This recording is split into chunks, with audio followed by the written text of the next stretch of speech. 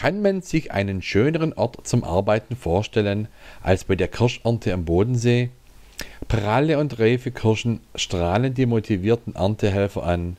Mit Blick aufs glitzernde Wasser pflücken auch dieses Jahr wieder Hunderte von begeisterten Erntehelfern Tonnen von leckeren Kirschen von den Bäumen, um daraus Köstlichkeiten wie Kirschplunder, Kirschmarmelade oder erfrischenden Kirschsaft herzustellen. Aber stopp! Wer denkt dabei an die armen Kirschen? Zu Hunderten werden sie in kleine, enge Gefäße gepfercht, in denen sie sich kaum noch bewegen können.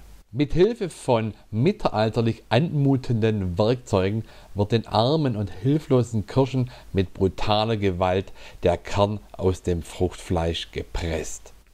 Viele der Kirschen werden kaum oder gar nicht betäubt.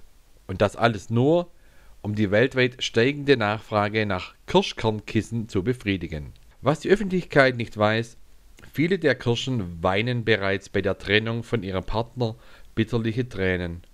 Diese Tränen werden aufgefangen und in Flaschen abgefüllt, um anschließend als sogenanntes Kirschwasser verkauft zu werden. Diese 2 Exemplare konnten von Aktivisten der Kirschschützerorganisation Cherry Peace gerade noch rechtzeitig gerettet werden. Sie verbringen nun den Rest ihres Lebens auf einem Gnadenhof für Kirschen im österreichischen Kärnten. Neues aus Brezelingen.